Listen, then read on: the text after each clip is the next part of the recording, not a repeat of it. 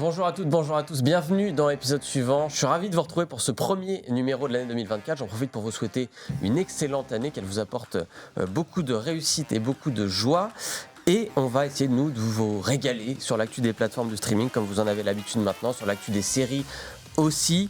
Il y aura beaucoup d'actu cette année, il y aura beaucoup de séries. J'ai déjà un peu fait mon petit programme. Vous allez voir, on va beaucoup parler de toutes les plateformes, Netflix, Prime Video, Apple TV+, Disney+, les plateformes françaises, France TV, Arte. Et celle du jour, c'est TF1+, qui vient de se lancer. C'est notre grosse actu d'aujourd'hui. Et pour ça, j'ai deux invités pour en parler en plateau.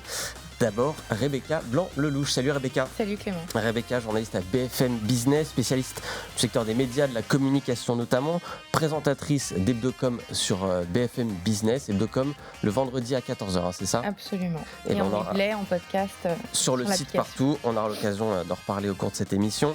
Merci beaucoup d'être là. En face de toi, il y a Thibaut Gomez-Léal, un habitué. Salut Thibaut. Salut Clément. Chef de service cinéma et streaming du site des numériques. Voilà, troisième passage dans l'émission. Et toujours un plaisir. Le premier de cette année, il y en aura encore d'autres, je l'espère. Merci à tous les deux d'être là. On va donc attaquer notre débat de la semaine.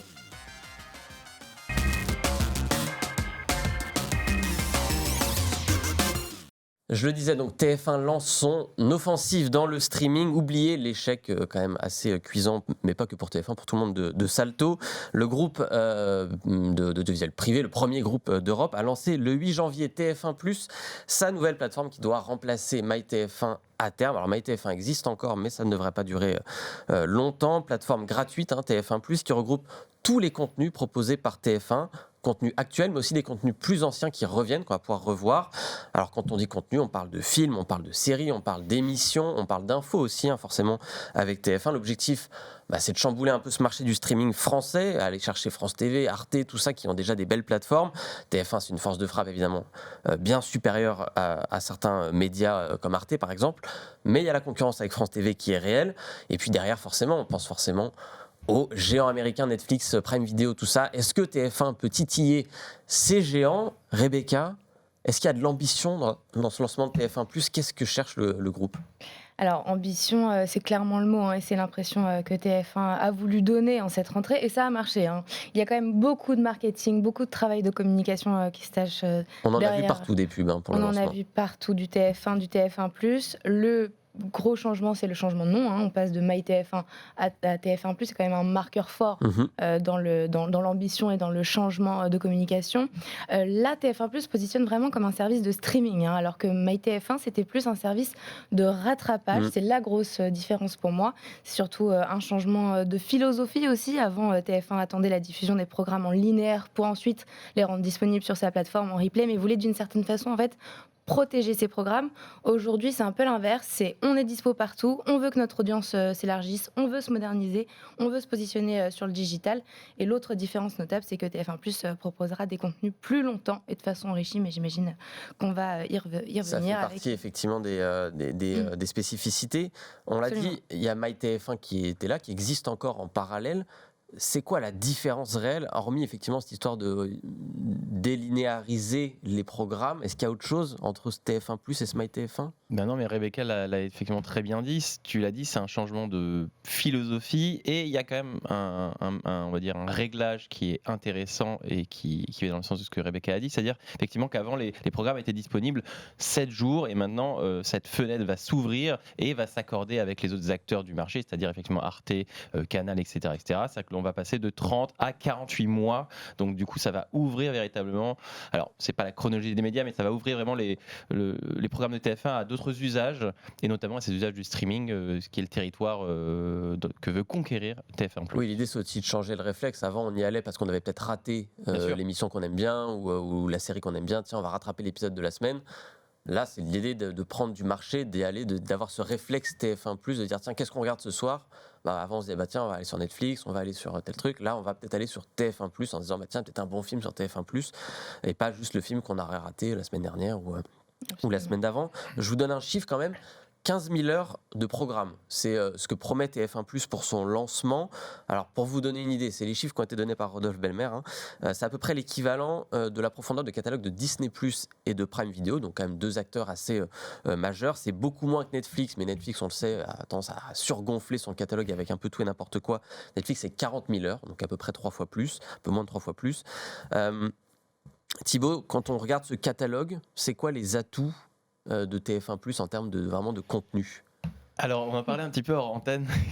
Quels sont les atouts de TF1+? Effectivement, il y a Plus belle la vie qui passe de France Télévisions à TF1+, qui est quand même une série emblématique des années 2000-2010, qui du coup change de maison. Ça, c'est quand même et en plus qui fait un démarrage canon là, puisqu'elle a débuté lundi. Donc TF1 qui a renommé légèrement le contenu. Voilà. C'est Plus belle la vie. Encore plus belle. Encore plus belle, voilà, ce petit on retrouve les personnages, une partie des personnages, effectivement, une partie des décors aussi.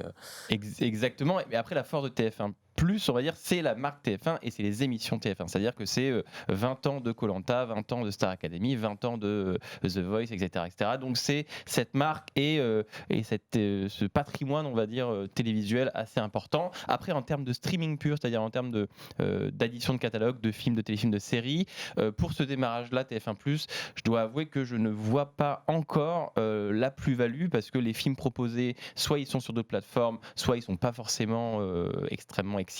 Idem pour les séries. Il y a beaucoup de séries qui datent des années 80, 90, 2000, 2010, donc des séries qui sont un petit peu régressives, ce qui est très bien, qui va, on va dire, dans le sens de TF1+, ce qu'on a déjà vu, mais en termes de nouveautés, c'est assez pauvre.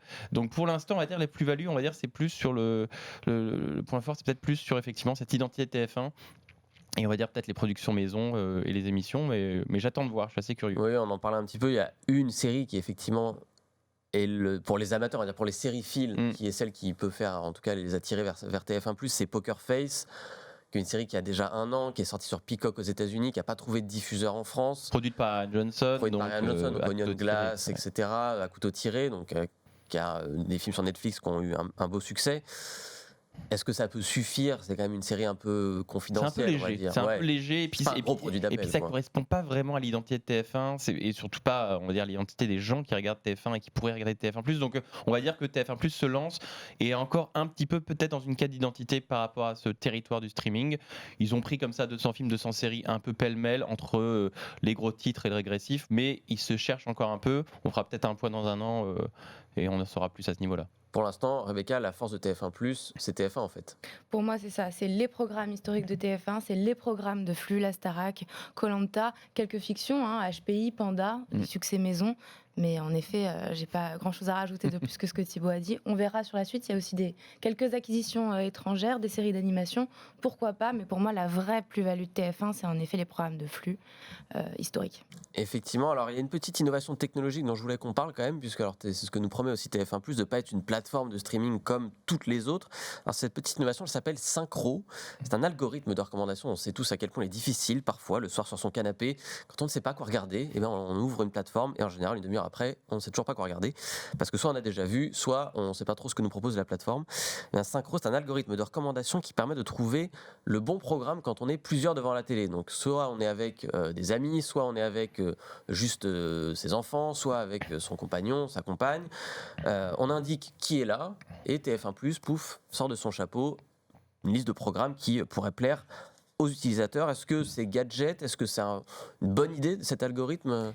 Pour moi, ça reste un gadget. Les algorithmes qui sont déjà présents sur les plateformes font très bien leur travail. On a quand même des suggestions qui sont très personnalisées initialement. Donc, si je dis à ma plateforme, est-ce que je suis avec mon conjoint ou ma petite sœur, ça va changer grand-chose? Je ne suis pas certaine. Pour moi, c'est un petit gadget, mais à voir évidemment. Et puis ce genre de gadget-là, on l'a déjà vu sur Prime Video, qui avait sorti son gadget X-Ray, qui permettait en plein programme de savoir qui était à l'écran, quelle musique passait, etc. etc. Qui utilise X-Ray? Personne ou quasiment personne. Donc à voir comment quand on fait pause pour aller chercher du popcorn à la toilette, on se rend compte il y a X-Ray, tiens, c'est quoi, ou c'est compliqué, ou ça m'intéresse pas, ou voilà. Donc à voir effectivement, mais après rien n'est perdu dans cette guerre du streaming. Il y a toujours un petit truc à avancer. Donc c'est regardez, nous on a ça en plus, et donc c'est une manière pour TF1+ de dire regardez, on a quelque chose en plus que le concurrent n'a pas. Et puis l'intention est bonne, parce que c'est vrai que on a toujours cette éternelle problématique pratique. Oh, il y a tellement de choses et on ne sait pas quoi regarder. Donc c'est assez bon enfant quand même. C'est peut-être un bon guide. On va voir un peu comment ça fonctionne au fil du temps, et surtout quand on aura regardé beaucoup de choses sur cette plateforme, puisqu'au début, effectivement, on n'a pas vu grand-chose, et puis après, l'algorithme devient un peu plus complexe.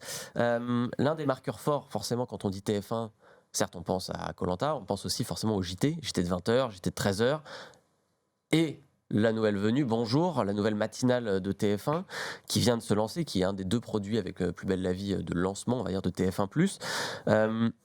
Est-ce que le fait qu'il y ait cette offre d'infos avec par ailleurs des contenus adaptés au streaming, est-ce que ça peut, peut-être Rebecca, donner un coup de boost à cette plateforme ? Est-ce que les gens peuvent aller chercher de l'info en streaming ? Moi, je ne suis pas certaine. Pour moi, la consommation de l'information, c'est quand même du contenu chaud. Ça se regarde pas en streaming, ça se regarde pas de la même façon que de la fiction ou du contenu habituel en streaming. En revanche, en effet, le lancement de Bonjour, ça rentre dans ce coup d'envoi, ce coup de rentrée de TF1, cet ensemble de communication de TF1, et ça va rajouter de la plus-value. Et évidemment qu'il ne faut pas que TF1+ se passe de Bonjour. Et j'ai vu aussi, ce matin, en regardant, que Bonjour était découpé, séquencé, Et tout de suite. Très, très découpé même. Il y a beaucoup d'extraits, effectivement. Beaucoup d'extraits, tout de suite, dans la foulée de la diffusion. Et ça, pour le coup, je trouve ça quand même pas mal de le faire. Parce qu'effectivement, autant on n'ira peut-être pas chercher 2 heures d'émission en streaming 4 jours après, autant peut-être qu'une chronique, qu'une interview, ça peut avoir un intérêt à se rattraper le week-end si on a raté un truc, quoi.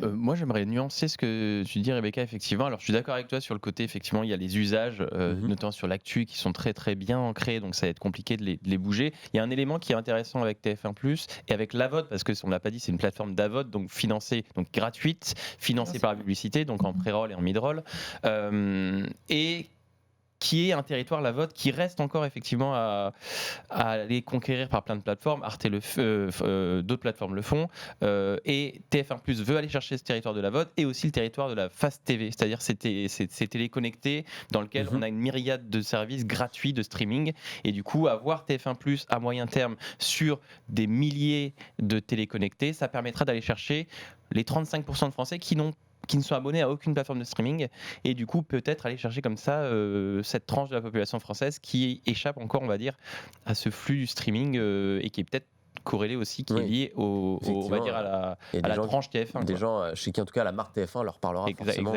vu sa puissance. Et tu l'as évoqué justement, ça fait une bonne transition, le prix de cette plateforme, puisque quand on dit plateforme de streaming, forcément faut parler prix. TF1, c'est gratuit. TF1+, ça reste gratuit. En tout cas, ça, c'est la promesse de base. Évidemment, on peut y aller gratuitement. Et j'ai besoin de se créer un profil, évidemment, comme sur toutes les plateformes. La contrepartie, les pubs. Ça ne change pas. Publicité avant, pendant. Alors, ça dépend de la durée. Si votre programme est court, forcément, vous n'aurez pas de pub au milieu ou avant.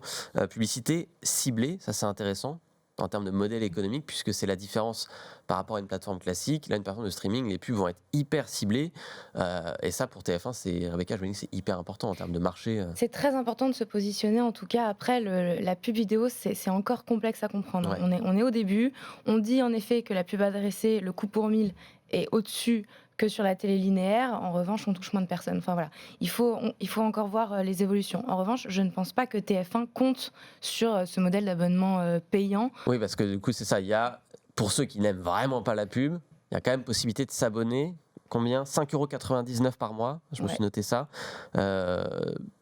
Pourquoi ? Ça sert à quelque chose ? Moi, j'y crois moyen. C'était peut-être évident pour eux de le proposer, en contrepartie de la publicité, en effet. Mais j'y crois moyen, d'autant plus que les contenus TF1+ sont quand même loin d'être à la hauteur des contenus Netflix. Donc ça m'étonnerait quand même que les gens payent pour simplement skipper la pub. D'autant plus qu'on voit que les offres de Netflix d'abonnement avec pub moins chère, avec publicité, fonctionnent très très bien. Oui, effectivement, c'est peut-être, tu disais, se sont sentis obligés de le lancer. Toutes les plateformes aujourd'hui en ont, même les plateformes américaines ont ces modèles, soit, alors pas gratuits, mais en tout cas beaucoup moins chers avec pub, un peu plus cher sans pub. Est-ce que c'est le même modèle que Prime Video, c'est-à-dire que Prime Video, effectivement, ils ont la bonne idée, là, le 29 janvier aux États-Unis, puis en avril en France, de lancer, on va dire, une offre, effectivement, il y a de la pub qui arrive sur Prime Video, et si vous voulez pas de publicité, vous payez 3 € de plus. Donc c'est-à-dire qu'ils ne scindent pas leur base d'abonnés, mais c'est-à-dire que ceux qui veulent pas de pub, hop, ils payent en plus. Et TF1+, TF1+ a un petit peu le même fonctionnement. Alors oui, il n'y a pas de publicité, ils peuvent avoir des programmes un petit peu en avance, quelques-uns comme ça, mais c'est vrai que la plus-value n'est pas extraordinaire, mais j'imagine que ça leur coûte pas tellement plus cher de faire ça, et ça peut leur apporter, on va dire, quelque chose. Mais je pense qu'ils misent beaucoup plus sur la publicité, par exemple. Effectivement, avec un enjeu quand même, c'est-à-dire que certes on parle d'argent, etc. Il y a un enjeu d'audience fort, un enjeu de marque pour TF1, garder le leadership quand même sur l'audiovisuel en France. France Télévisions, on le sait, a des audiences qui progressent, qui sont en bonne voie. C'est aussi pour ça que TF1+ réagit, obligé de lancer sa propre plateforme. D'autant plus que sur le streaming, France TV, mais aussi Arte, je pense aux deux, ont des plateformes gratuites lancées depuis un moment avec des séries exclusives. Je pense par exemple à ce que fait France TV avec Parlement, avec France TV Slash, etc., qui est une offre qu'on ne voit pas en linéaire à la télé, mais qui est très reconnue aujourd'hui, qui est primée dans des festivals, etc., qui a donné à France TV un cachet. Arte, on le connaît pour leurs séries originales depuis très longtemps, qui sont disponibles en amont sur la plateforme en intégralité et après diffusées en linéaire sur la chaîne. Comment est-ce que TF1 peut s'insérer là-dedans ? Est-ce que c'est une vraie concurrence frontale ? Est-ce qu'ils y vont en se disant on reprend ce qu'on a peut-être perdu sur le streaming ? Rebecca, est-ce qu'il y a un enjeu pour TF1 vraiment de concurrence là-dessus, ou est-ce que de toute façon ils vont manger tout le monde ? Pour moi, oui, parce que les plateformes France.tv et Arte sont très très bien, l'ergonomie est très bien, et avec cette refonte, TF1+ se positionne, comme je disais tout à l'heure, vraiment comme un service de streaming à part entière. Ils ont tout intérêt à le faire, évidemment, et puis ce sera une application qui sera dispo sur toutes les box, sur toutes les téléconnectées, par défaut sur les téléconnectés, les Samsung TV par exemple, et les magasins d'applications. C'est le cas de Netflix, ça veut se positionner un peu comme Netflix, un modèle qui fonctionne. Et TF1 a quand même réussi à obtenir un bouton sur les télés des marques iSense. Tout comme Netflix, chose que France.tv et Arte n'ont pas du tout. Oui, et ça peut effectivement, quand on a envie d'aller à la facilité, le gros bouton au milieu de la télécommande, il est toujours un peu attirant. On le disait un peu, il y a de l'ambition quand même, hein, c'est-à-dire que au-delà de la concurrence franco-française, il y a une ambition réelle de TF1 sur ce marché du streaming français. Part de marché à 2 chiffres d'ici 3 ans, voilà ce que disait Rodolphe Belmer au lancement. Est-ce que vraiment il y a le potentiel chez TF1+ pour aller chercher Netflix, Prime Video? Alors Netflix, ça va être très compliqué, mais déjà peut-être Prime Video, Disney+, est-ce que c'est envisageable sur 3 ans? Alors, selon moi, pas du tout. Pour moi, je pense que la stratégie de TF1 doit se faire en plusieurs temps. On se souvient de l'échec de Salto, on se souvient de l'échec de la fusion avec M6, ça peut aller très très vite. Il y a un an, ils étaient dans une position complètement différente qu'aujourd'hui. Là, TF1+ se lance, on en a parlé, il y a plein de choses à mettre en place, il y a un public à aller chercher, etc. Netflix, Prime Video, Disney+, ils sont sur des logiques qui sont internationales et dans des dimensions inatteignables pour TF1. On parle de centaines de millions d'utilisateurs. Donc je pense qu'ils vont déjà se concentrer à aller chercher leurs acteurs, on va dire, nationaux, Arte, France Télé, avant d'espérer peut-être, même Canal+, est hors de portée, même s'ils ne sont pas sur le même modèle, hein, de SVOD, même Canal+, pour TF1+, Canal+ a tellement d'avance à ce niveau-là, que MyCanal a tellement d'avance que TF1+, est déjà pas même sur le même pied. Donc Netflix, Prime Video, Disney+, c'est peut-être pour bien plus tard. En tout cas, TF1+, qui n'est pas, pardon, ça m'y fait penser, mais qui n'est même pas dispo sur MyCanal encore. Oui, ça va être un deal à négocier. On sait à chaque fois qu'il faut négocier avec Canal pour se trouver en bonne place. On souhaite en tout cas la bienvenue quand même à ce nouvel acteur TF1+. On a hâte de voir ce que la plateforme va nous proposer dans les prochains mois, les prochaines années. On verra si les ambitions du groupe se concrétisent. Si vous voulez creuser un peu plus ce lancement, on va en reparler avec toi, Rebecca. Ce sera dans Hebdocom vendredi à 14h, avec notamment un focus, je crois, sur Bonjour, l'offre de lancement sur le lancement de la matinale, dans cette guerre des matinales qui s'installe en cette rentrée. Vendredi 14h sur BFM Business. Ne ratez pas Hebdocom. Et nous, on va passer au reco de la semaine.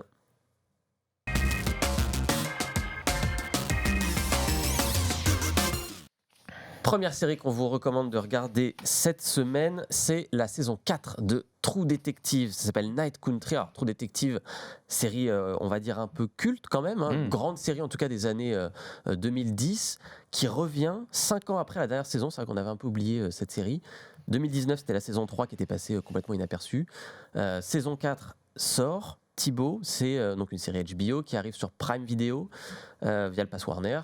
Que vaut ce retour de True Detective ? Eh bien, bonne nouvelle, c'est un très bon cru. C'est même la meilleure saison de True Detective depuis. Mieux que la première ? Depuis la première. C'est pas la première. Mais effectivement, tu l'as dit, True Detective, série culte, série policière créée en 2014 par Nick Pizzolatto, qui avait un peu rebattu les cartes du genre dans sa gestion maligne, on va dire, des genres, à la fois policier, à la fois un peu mystique, à la fois un peu surnaturel. Voilà, il y avait ce trouble-là un peu fascinant, un peu excitant qui amenait les spectateurs sur la série. La saison 2, la saison 3 avait peut-être moins bien géré cet assemblage un peu délicat et avait comme ça un peu étiolé, on va dire, la réputation de la série. Night Country revient un petit peu aux origines, revient un petit peu aux sources. Nick Pizzolatto est toujours le producteur, mais cette fois-ci, la série est écrite et réalisée par Isa Lopez, qui est une réalisatrice mexicaine peu connue dans nos contrées, mais qui va faire grand bruit, je pense, dans les prochaines années.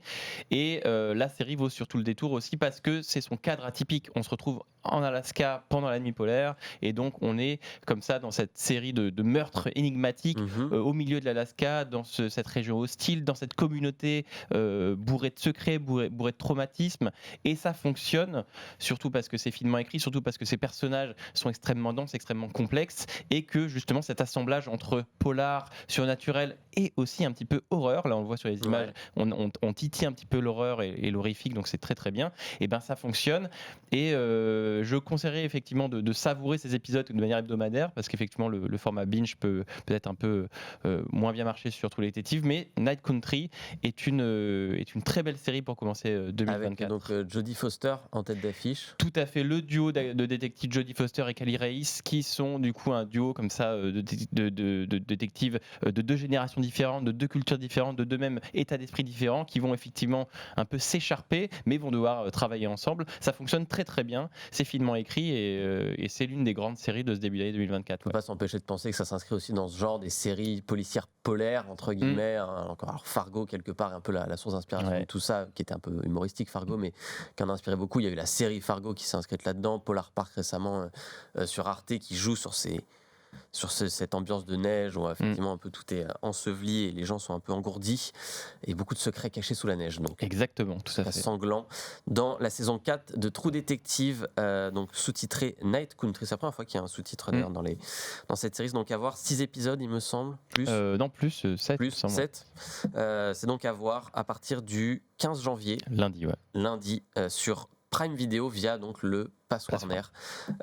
Faut toujours payer un petit peu plus pour voir les séries HBO. En attendant, peut-être combien de temps elle va y rester, parce que c'est vrai qu'il y a le lancement de Max cette année. HBO va récupérer quelques séries. Est-ce que ce sera le cas ? On imagine quand même qu'il y a un petit deal qui a été passé pour qu'elle soit visible au moins peut-être une année sur Prime Video. Donc à voir. Deuxième conseil de la semaine, c'est le tien, Rebecca. Tu nous conseilles une série peu connue. Moi, j'avoue que je n'avais pas entendu parler quand tu me l'as présenté, mais que tu as, toi, particulièrement aimé. C'est une petite pépite sur Disney+, ça s'appelle Thérapie alternative. Absolument, et tu n'es pas le seul à me dire que tu n'en avais jamais entendu parler. À chaque fois que je parle de cette série, on me répond la même chose. Ça s'appelle Thérapie alternative. C'est une série argentine, assez originale. C'est l'histoire d'une psy un peu excentrique, une psy de couple. Donc ça démarre, on voit qu'elle reçoit des couples. Ça va pas, ça va bien. Pourquoi ça va bien ? Est-ce qu'elle a réussi à réunir le couple ? Et un jour, elle tombe sur un couple un peu particulier, avec une demande un peu particulière. C'est une sorte de gros challenge qu'elle accepte. Et puis, on voit qu'au fur et à mesure des séances, donc de la série, il faut qu'elle s'immisce un peu plus qu'il ne faudrait normalement dans la vie du couple. Et elle a des pratiques un peu orthodoxes, disons. Donc c'est une série qui est plutôt drôle, quoi. C'est une comédie dramatique. Il y a quand même des scènes assez loufoques, mais on passe d'une réalité où on sent que le réalisateur a vraiment palpé les codes de la société d'aujourd'hui, les problématiques de l'amour, du couple, de la fidélité sur le long terme, et en même temps, en effet, de la comédie, des dialogues très bien écrits.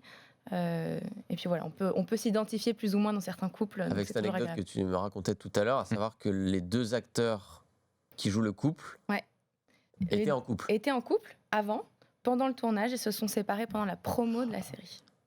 Et bah, comme quoi, cette psy n'a peut-être pas fait. Ça donne pas envie de voir la série, ça. Ça je sais donne pas quoi envie faire. chez cette psy, surtout, visiblement. Mais en tout Je vais cas, pas vous spoiler. Ça nous donne une. Ouais. Mais ça veut dire qu'elle a bien fait son travail d'une certaine façon. Ah, bon, très bien. Et ben écoute, c'est donc à voir sur Disney+. Ça s'appelle Thérapie alternative, série argentine. En plus, voilà, ça nous change un petit peu. 8 épisodes à voir sur Disney+. Donc d'un côté, je rappelle, la saison 4 de True Detective. La saison unique de Thérapie alternative. Par ailleurs, le genre des séries autour des psys, un vrai truc commence à se monter en thérapie, évidemment. On a beaucoup parlé en France. Shrinking sur Apple TV+, qui je crois a été renouvelé pour une deuxième saison, qui devrait arriver cette année d'ailleurs. C'est une série très sympathique aussi, Shrinking. Moi, j'avais beaucoup aimé. Pareil, un peu sur des psys qui sont un peu conventionnels, qui ont des méthodes qui marchent bien en série. Je suis pas sûr que ces méthodes de psy un peu étonnantes marchent en vrai, mais en tout cas ça fait des bonnes séries, on aime bien ces séries-là. Merci beaucoup Rebecca, merci Thibaut pour votre analyse de TF1+, qui se lance donc en ce moment en France, et pour vos recos de séries. On sait déjà avec quoi commencer l'année, c'est la fin de cette émission. Merci à tous les deux donc d'avoir été là. Merci de nous avoir suivis pour cette première de l'année. On se retrouve évidemment la semaine prochaine pour décrypter encore un peu plus l'actu des plateformes de streaming. Petit indice, on va parler latex, on va parler cap, on va parler masque, on va parler super-héros. Je vous en dis pas plus, vous verrez ça la semaine prochaine. Ce sera évidemment sur Tech & Co. Si vous avez aimé cette émission, vous pouvez la revoir en replay sur notre site, sur les plateformes de podcast, Spotify, Deezer, Amazon Music, partout. Sur notre site, évidemment, ça fait plus de trafic pour nous. À la semaine prochaine. J'étais ravi de vous revoir.